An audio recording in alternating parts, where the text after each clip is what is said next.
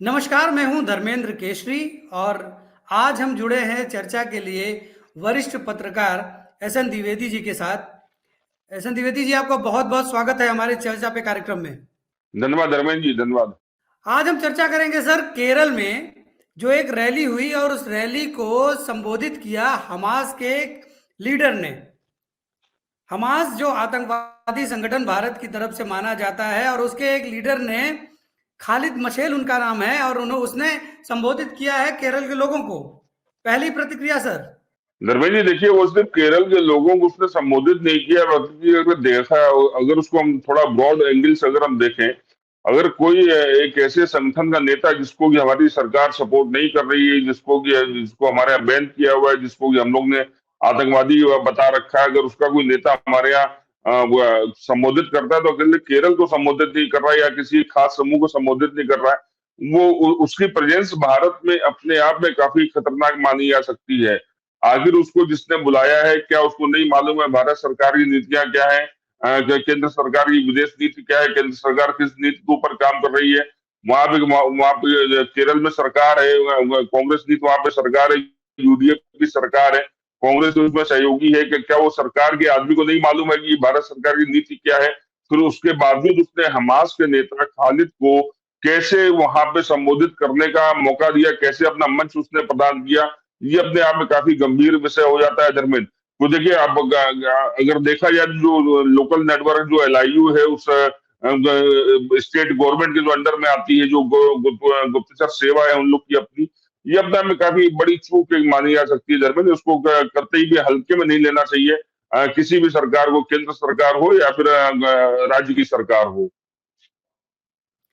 Sir, बड़ा सवाल तो यही उठ रहा है कि अगर केरल में अगर भारत सरकार समर्थन करती है, इजराइल का समर्थन करती है, तो ऐसे में भारत, केवल ये केरल की बात नहीं है, क्योंकि अगर केरल में ये हमास नेता अगर संबोधित कर रहा है तो स्वाभाविक सी बात है कि विश्व बिरादरी में, वैश्विक स्तर पर यह संदेश जाएगा कि भारत फलस्तीन का साथ दे रहा है, या फलस्तीन नहीं कहेंगे, इजराइल, हमास हम कहेंगे, हमास जो कि आतंकवादी संगठन है। तो ऐसे में वैश्विक स्तर पे भारत की पहचान के बारे में आप क्या कहेंगे? बिल्कुल, मैंने वही आपसे कहा धर्मेंद्र। देखिए, ये अपने आप में काफी खतरनाक संकेत है कि एक जो मैसेज जो दे रहे हैं हम लोगों को, हम लोग कल भी हम लोग इसके पहले भी इसमें चर्चा कर रहे थे कि आखिर किस तरह से अगर हम हमास को कोई भी मंच अपने आप देते हैं, या फिर हमारे नेता अगर हमास के समर्थन में कुछ भी बोलते हैं, या फिर जैसे कि हमने देखा पिछले दिनों कि धर्म के नाम पर सब एक हो गए। हमारे यहाँ नेताओं ने धर्म के नाम पे काफी कुछ हमास का समर्थन कर दिया है। वो सब अपने आप में काफी खतरनाक संकेत है। लेकिन इस तरह के हमास के नेता को खुलेआम एक मंच देना, उस राज्य सरकार का पूरा पूरा फेल्योर मैं मानता हूँ कि वो केरल सरकार का पूरा पूरा फेल्योर है। कैसे वहां पे किसी हमास नेता को मंच दे दिया गया, ये जानते हुए कि हमारी भारत सरकार का स्टैंड क्या है हमास को लेके, और उसका विश्व बिरादरी में कितना गलत संदेश जाएगा। क्योंकि जब एक तरफ सारे विश्व उसके खिलाफ खड़े हुए, कल हमने देखा है, कल वहां पे यूएन के अंदर वोटिंग भी हुई, यूएन की वोटिंग से भारत बाहर भी रहा। तो इस तरह से जो एक संदेश हम देना चाह रहे हैं, वो संदेश काफी गलत उसका मैसेज जाएगा अगर खालिद को हमने अपने यहाँ मंच दिया। और मेरे ख्याल इस पर कड़ी कार्रवाई भी होनी चाहिए, आज नहीं तो कल इस पर कार्रवाई होगी भी। सर, कहीं आपको ये नहीं लगता है कि अभिव्यक्ति की स्वतंत्रता और स्वतंत्रता का ये दुरुपयोग है?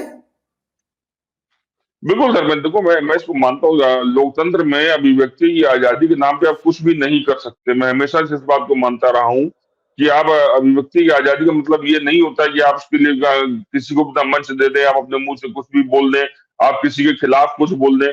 अभिव्यक्ति की आजादी ये नहीं होती है। अभिव्यक्ति की आजादी ये है, जहां से किसी दूसरे की नाक शुरू होती है, वहां पे आपकी आजादी खत्म हो जाती है। आपको इस सिद्धांत को हमेशा मान के चलना चाहिए। तो ऐसा नहीं है कि आप अभिव्यक्ति की आजादी के नाम पे आप किसी भी आतंकी संगठन को अपने यहाँ मौका दे देंगे, या किसी आतंकी संगठन में किसी भी आका को अपने यहाँ मौका दे देंगे।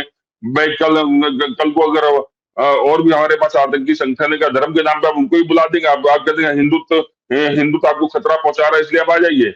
वो उस रैली का उस मंच का नाम है वही रखा गया था कि बुलडोजर हिंदुत्व हटाने के लिए उसको वहां पे उसकी आयोजन किया गया था धर्मेंद्र।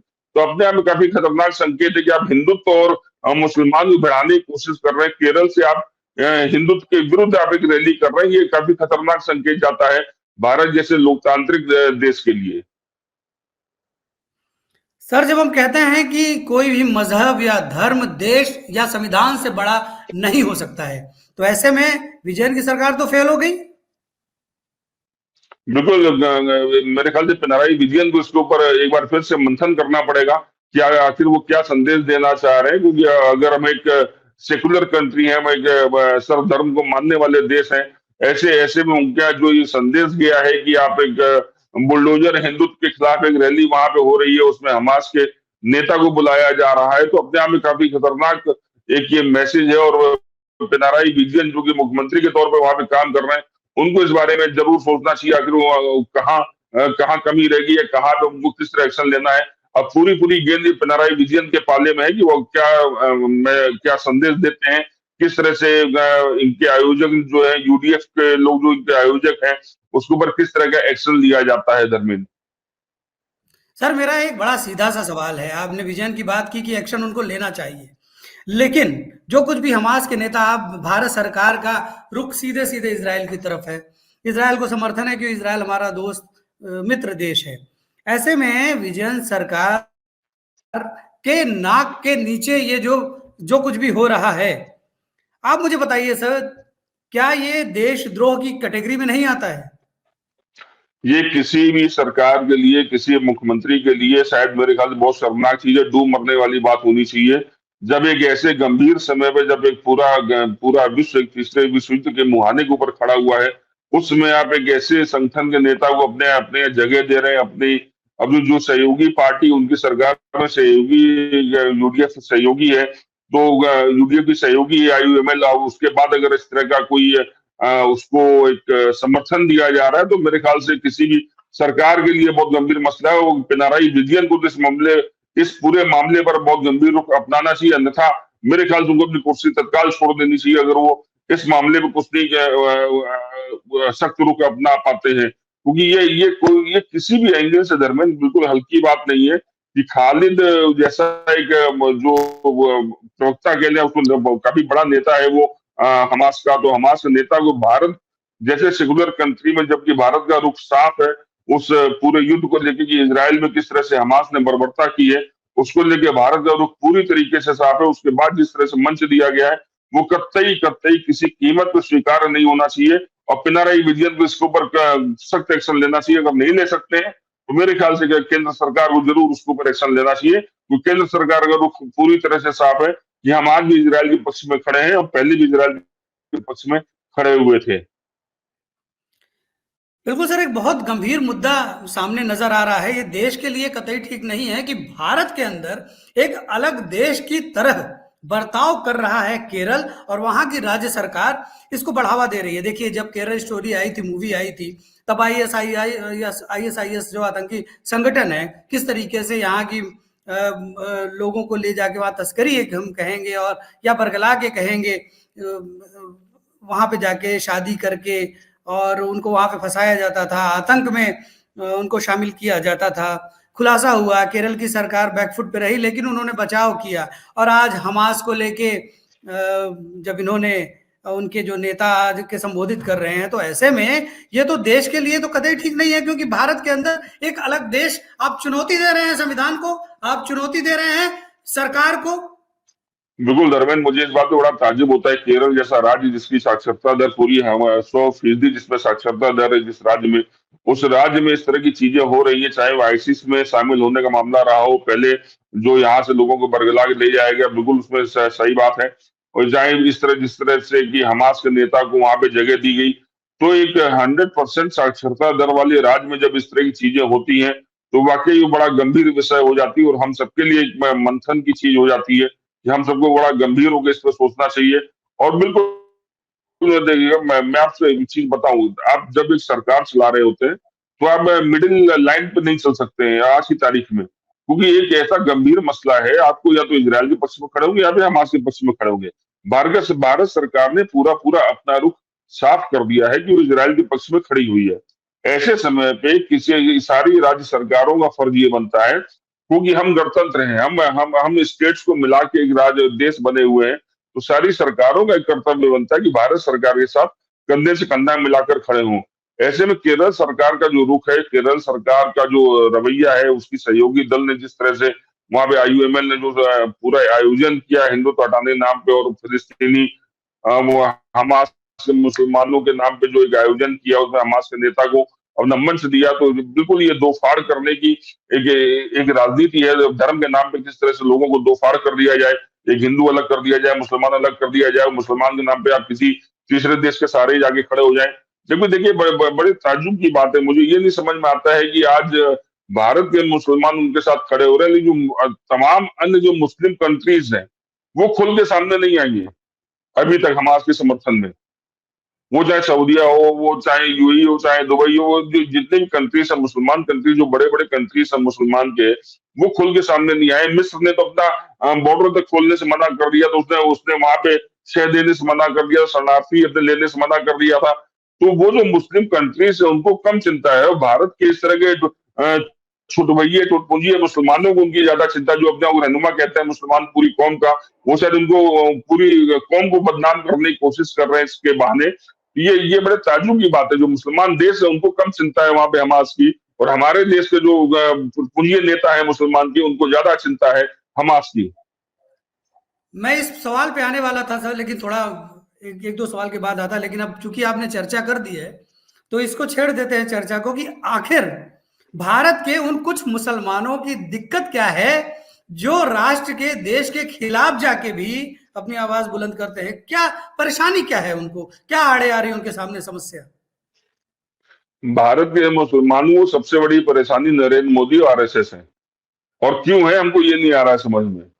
जबकि पहले दिन से, जब से सरकार बनी है 2014 से, जब से सरकार बनी है, तब से सरकार का एक ही मंत्र रहा है, सबका साथ सबका विकास। और ऐसा हमने देखा भी है। जब कोरोना काल भी आया, जब और भी चीजें आई, जब कोरोना में हमने देखा है किसी के साथ बिना भेदभाव के, वो हिंदू हो, मुसलमान हो, सिख हो, ईसाई हो, सबको बराबर से सारी सुविधाएं दी गई। उसके बाद भी क्या दिक्कत है मुझे समझ में नहीं आता है किसी भी एंगल से। जबकि ये जिस तरह से डरा के जो एक रखा जाता है, मेरे ख्याल से इसमें जो धर्म, इसमें थोड़ा सा बैकग्राउंडर में जाके देखा जाए ना कहीं ये जो मुसलमानों की राजनीति करने वाले दल हैं, मुसलमानों की राजनीति करने वाले उनके अपने नेता हैं, ये उनको ज्यादा डर है बनिस्बत की मुसलमानों के। मुसलमानों को कम डर है मोदी से, लेकिन उनके नेताओं को ज्यादा डर है। अगर आप आम मुसलमान के साथ आप खड़े होकर बात करेंगे तो शायद वो मोदी की उतनी बुराई नहीं करेगा, लेकिन उनको जो बरगलाने वाले नेता है, उनको जो रहनुमा है, वो जो धर्म के नाम पे जब आदमी चढ़ा दे, धर्म अफीम है हमारे देश में, ये पहले भी कहा गया है, धर्म अफीम है। तो धर्म से बड़ा नशा कोई चीज का नहीं होता है। तो धर्म के नाम पे किसी भी कौम को बरगलाना बहुत आसान होता है। उनके उनके नेता इस बात का पूरा फायदा उठाते हैं, जबकि हमेशा से ये रहा है। देखिए मुसलमानों की भी एक दिक्कत रही है, उनके नेताओं की दिक्कत रही है, मोदी और आरएसएस। इससे जब तक वो इस भय से बाहर नहीं निकलेंगे, तब तक अपना भला खुद भी नहीं सोच पाएंगे, ना अपनी कौम का भला होने दे सकते हैं वो लोग। धर्मेंद्र, लेकिन सरकार की तरफ से जो योजनाएं आती हैं तो उसमें तो कोई भेदभाव नहीं होता है, मैं वही कह सारी रहा हूँ, योजनाओं का मैं लाभ धर्मेंद्र वही सबको मिलता है, बल्कि अगर हम कहें अगर तो ज्यादा मिलता है। मैं बिल्कुल, मैं धर्मेंद्र वही बात से आपसे कहना चाह रहा हूँ। आपने देखा जो कभी कोरोना आया, जिसमें कि सबको सरकार ने कितने कितने 1.5 साल तक, 2 साल तक वहां पे सरकार ने सबको घर बैठ के पूरा राशन खिलाया, सारी सुविधाएं दी। आवास आवास योजना, या आवास फिर आवास योजना है, सुमंगला योजना है, सिलेंडर वाली जो अपनी योजना है, उज्ज्वला योजना है, जितनी भी सरकार की योजनाएं आई, आयुष्मान योजना है, जितनी सरकारें आई, उसमें किसी में भी धर्म को देख के सुविधाएं नहीं दी गई हैं। वो एक भारत के नागरिक होने के नाते सबको बराबर से सुविधाएं दी गई हैं।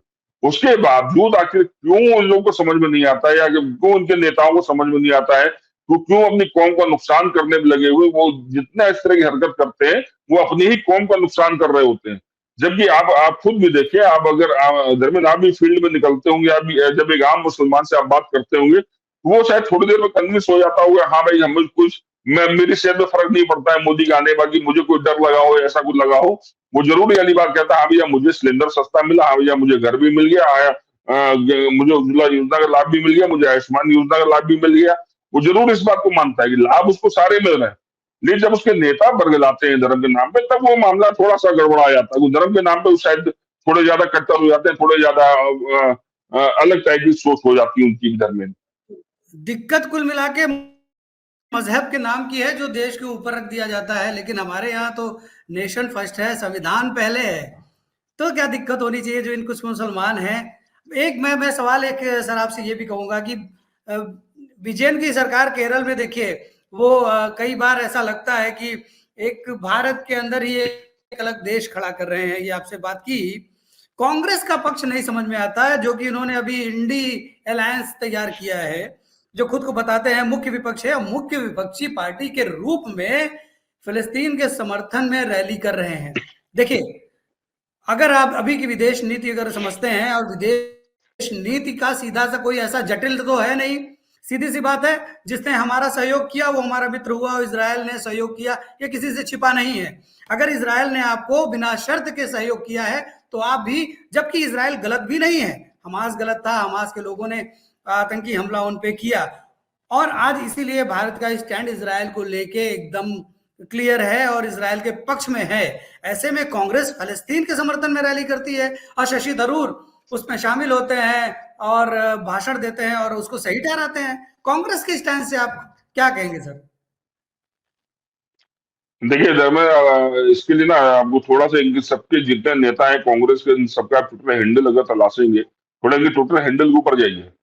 जिसमें हमास ने इजराइल के ऊपर हमला किया था, उसमें कितने कांग्रेसी नेताओं ने हमास के विरोध में जाके ट्विटर पे अपना विरोध दर्ज कराया था, या भी सार्वजनिक रूप से अपना विरोध दर्ज कराया था, किसी रैली में अपना विरोध दर्ज कराया था। मुझे ऐसा कोई नेता नजर नहीं आता। यहाँ तक कि जो प्रियंका गांधी है, उनका ही पहला ट्वीट तब आया था जब हमास के ऊपर हमला होना शुरू हुआ था। मेरे ख्याल युद्ध के 17-18 दिन बाद उनका पहला ट्वीट आया था, जब ये हमास के हॉस्पिटल के ऊपर शायद पहला हमला हुआ, तो उसमें उनका पहला ट्वीट आया था। लेकिन जब इजराइल के ऊपर हमला हुआ था, तब कांग्रेस के किसी भी नेता का इतना ज्यादा खुल के ट्वीट नहीं आया था सामने, वो अपना खुल के कांग्रेस पार्टी का कोई ट्वीट नहीं आया था सामने, उसका उसका विरोध कर रही हूँ, उसकी बुराई कर रही हूँ हमास की। तो सब कहीं ना कहीं वो जानते हैं कि अगर हमास का विरोध एक तरह से मुसलमान का विरोध हो जाता है, और तुष्टीकरण की जो राजनीति कांग्रेस की शुरुआत से रही है, तुष्टीकरण की राजनीति करने की नीति रही है, उसने हमेशा से ये कांग्रेस ने हमेशा से एक वोट बैंक माना है, मुसलमान को पहले ही मान के दिया, आज की तारीख नहीं है। और मुसलमान को भी शुरुआत में कांग्रेस का ही वोट बैंक माना जाता था। ये बाद में हुआ, जिसमें 90 का दशक आया, जिसमें राम मंदिर का आंदोलन चला, उसमें मुसलमान छिटक गया और समाजवादी पार्टी के पास चला गया और दूसरे दलों के पास चला गया। कांग्रेस से थोड़ा छिटक गया, क्योंकि कांग्रेस उसमें मस्जिद को नहीं बचा पाई थी, उसमें ऐसा एक मैसेज गया था। तो उस समय से कांग्रेस से जो मुसलमान छिटका है, कांग्रेस उसको वापस लाने की हर तरह से कोशिश में लगी है। तो शायद यही कारण होगा कि हमास का उतना खुल के कांग्रेस विरोध नहीं कर पाई, और जाने अनजाने वो साथ देती रही अपने सहयोगी दलों का, वो अपना साथ IUML वगैरह का साथ देती रही, ना ही वो किसी के खिलाफ खुल के बोल पाई। यहाँ तक कि जब इजराइल के ऊपर हमला हुआ, जैसे मैंने थोड़ी देर पहले कहा, जब इजराइल के ऊपर हमला किया हमास ने, तब वो नहीं विरोध कर पाई। जब इजराइल ने हमला किया पलट गया, तो उनको विरोध के सुर आने लगे कि मानवाधिकार का हनन हो रहा है, तमाम चीजें हो रही हैं, तब वो अपना ट्वीट करने लगे। उसके पहले ट्वीट नहीं कर पा रहे थे वो लोग। तो ये तुष्टीकरण की राजनीति है वैसा साहब दरमियान, इसको आप कुछ नहीं कह सकते। लेकिन मेरे ख्याल से तुष्टीकरण के ऊपर राष्ट्रहित और मानवता सर्वोपरि होनी चाहिए, राष्ट्र सर्वप्रथम होना चाहिए, राष्ट्र की नीतियां, राष्ट्र जिसके साथ खड़ा है, एटलीस्ट इतने गंभीर मौके पर, इतने इतने गंभीर स्टेंस के साथ हम सबको कंधे से कंधा मिलाकर अपनी सरकार के साथ जरूर खड़ा होना चाहिए।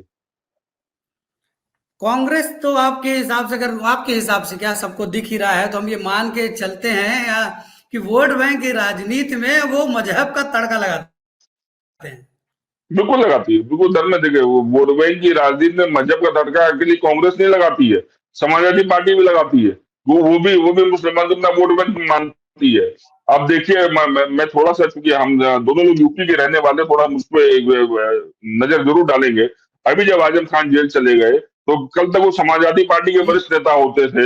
उन्हीं समाजवादी पार्टी के वरिष्ठ नेता को अखिलेश यादव ने ट्वीट किया, बोला मुसलमान नेता के ऊपर जुल्म हो रहा है। क्यों भाई?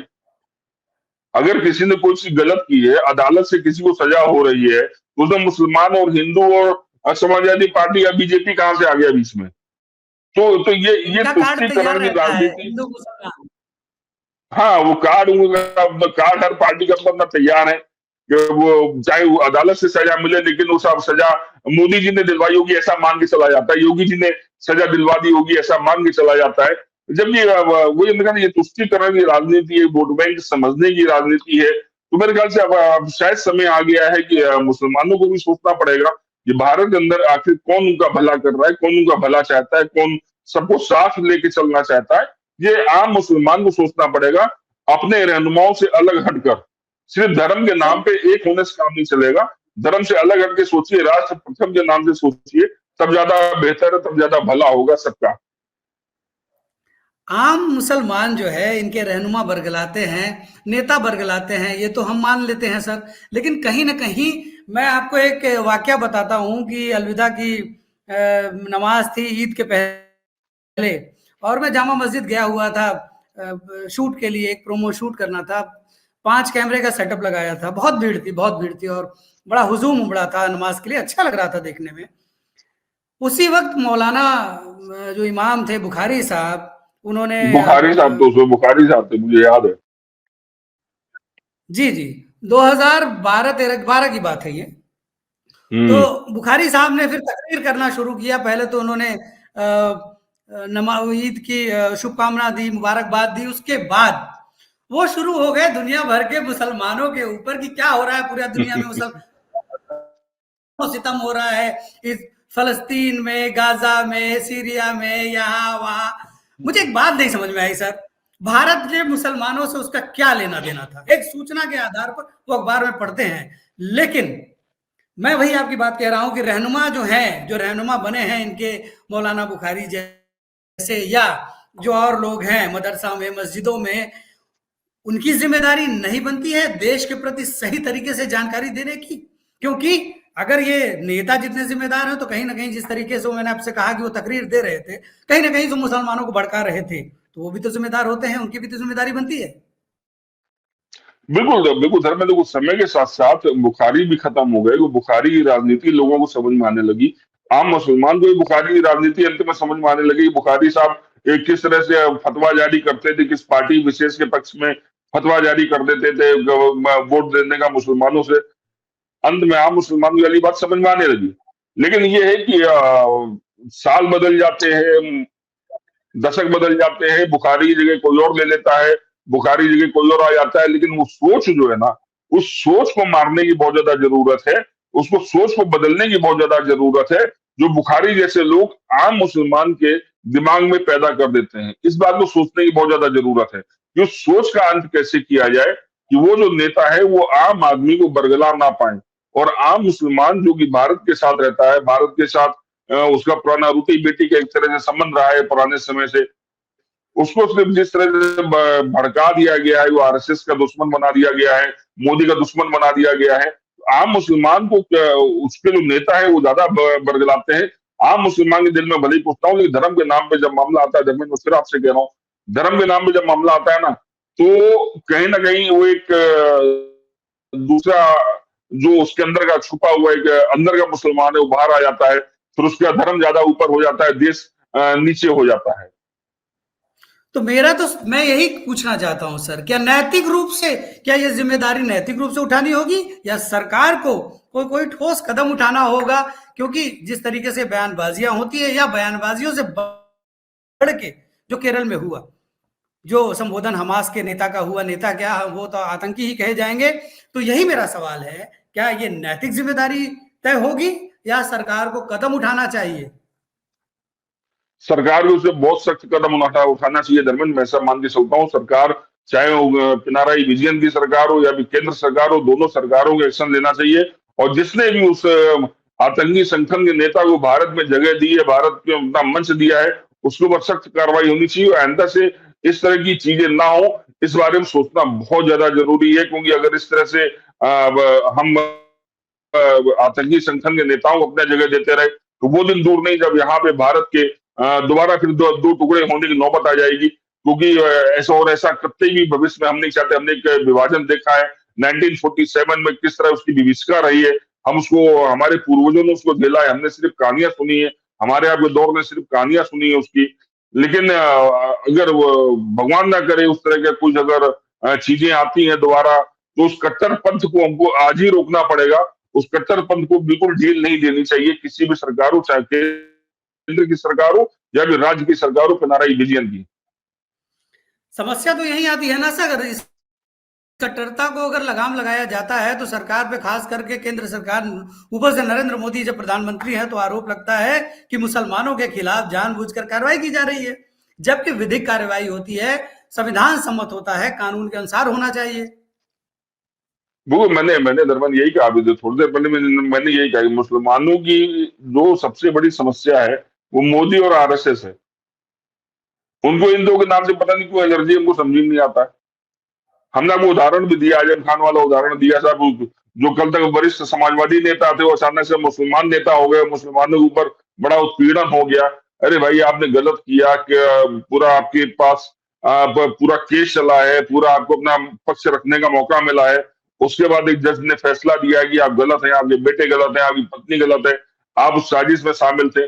उसके बाद क्यों आखिर इस तरह के उनको मुसलमान नेता की तरह पेश किया जा रहा है, इससे बहुत ज्यादा उनके ऊपर कोई पक्षपात हो गया हो, बहुत उनको टारगेट कर दिया गया हो।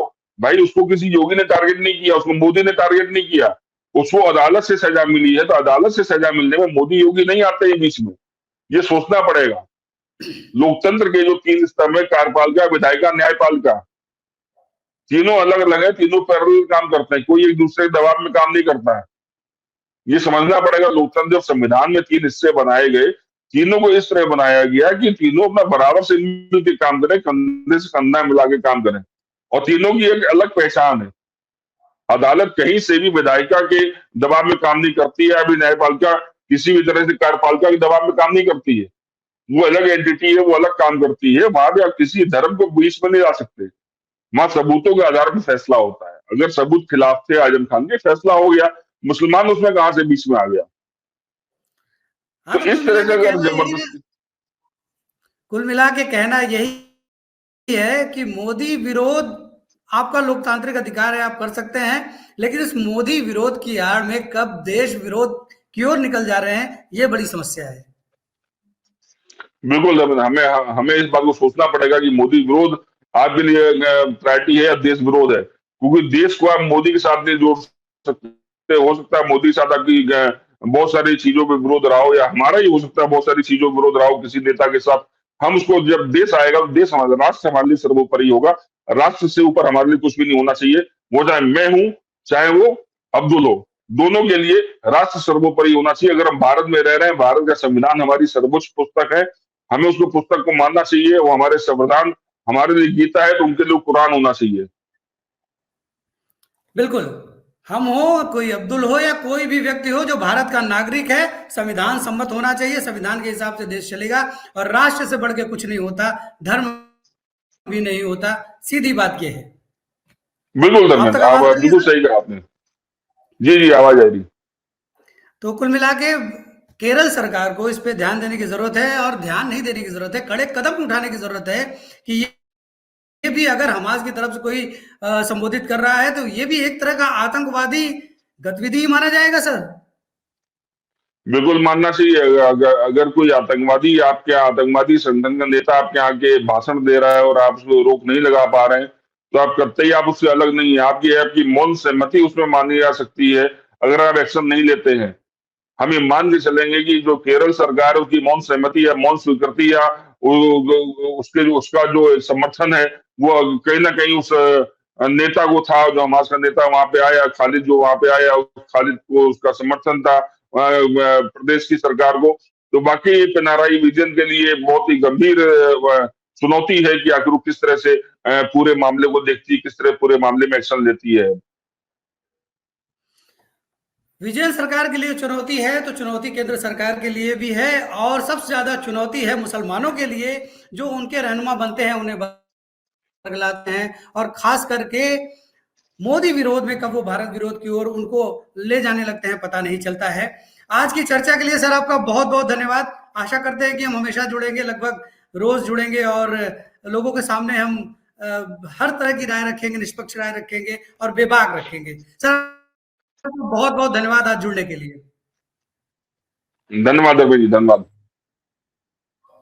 आप सभी दर्शकों का भी बहुत बहुत धन्यवाद। आगे भी हम किसी और चर्चा पे जुड़ेंगे और शामिल होंगे, और आपके सामने ले आएंगे ये बेबाक पेशकश। नमस्कार।